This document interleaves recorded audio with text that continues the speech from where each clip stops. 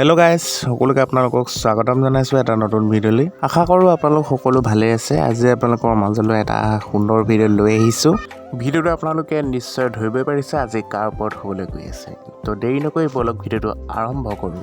বন্ধু বান্ধৱীসকল, ৰং টিভিত সম্প্ৰচাৰিত হৈ থকা মেগা চিৰিয়েল মেঘমল্লাৰ ধাৰাবাহিকখন ইতিমধ্যেই জনপ্ৰিয় হৈছে আৰু ৰং টিভিত সম্প্ৰচাৰিত হৈ থকা মেঘমল্লাৰ ধাৰাবাহিকখন আপোনালোকে নিশ্চয় সকলোৱে চাইছে আৰু ভাল পায়।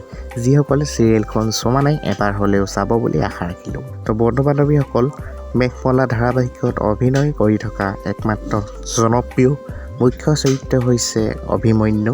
আৰু অভিমন্যু আচলতে কোন, তেওঁৰ আচল পৰিচয় কি, এই বিষয়ে জানিবলৈ আমাৰ চেনেলৰ দৰ্শকসকলে খুবেই কমেণ্ট কৰিছিল। তো আজি লৈ আহিলোঁ সেই ভিডিঅ'টো শেষলৈকে চাব, তেতিয়া গম পাব অভিমন্যুৰ আচল নাম কি, তেওঁ আচলতে কোন হয়। প্ৰিয় বন্ধু বান্ধৱীসকল, মেঘমল্লাৰ ধাৰাবাহিকত অভিনয় কৰা অভিমন্যুৰ আচল নাম হৈছে দেৱজিৎ ভট্টাচাৰ্য। দেৱজিৎ ভট্টাচাৰ্যই অভিনয়ৰ উপৰি তেওঁ ফেশ্বনৰ লগত বেছিকৈ জড়িত।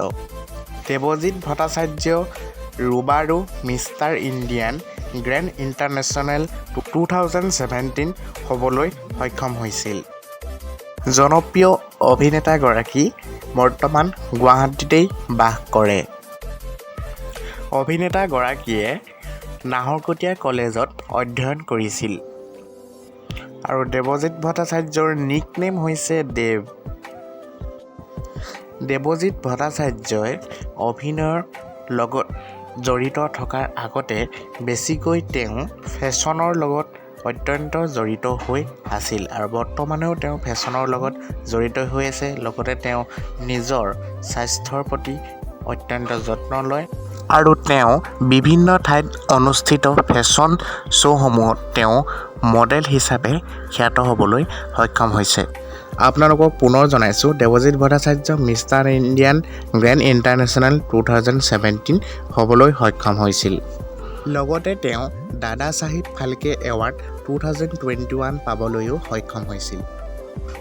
বন্ধু বান্ধৱীসকল, দেৱজিৎ ভট্টাচাৰ্যৰ জন্ম চন কিমান বা জন্মৰ তাৰিখ, লগতে ঘৰত কোন কোন আছে, এই বিষয়ে বৰ্তমান মই জ্ঞাত নহয়। ইউটিউব লগতে সামাজিক মাধ্যমত সংগ্ৰহ কৰিবলৈ চেষ্টা কৰিছিলোঁ যদিও তেওঁৰ ইণ্টাৰভিউৰ লগতে বায়োগ্ৰাফী পোৱা নগ'ল। তেওঁৰ বিষয়ে অলপ হ'লেও জানি আপোনালোকৰ কেনে লাগিল ভিডিঅ'টোত কমেণ্ট কৰিব। আমাৰ চেনেলত তেওঁৰ বিষয়ে জানিবলৈ, তেওঁৰ আচল পৰিচয় জানিবলৈ কেইবাজনে কমেণ্ট কৰিছিল। তেওঁলোকলৈ অশেষ ধন্যবাদ। তেওঁৰ জন্ম তাৰিখ লগতে তেওঁৰ জন্মস্থান আৰু পৰিয়ালত কোন কোন আছে এই বিষয়ে জানিব পাৰিলে আপোনালোকক নিশ্চয় নতুন ভিডিঅ'ত জনাম।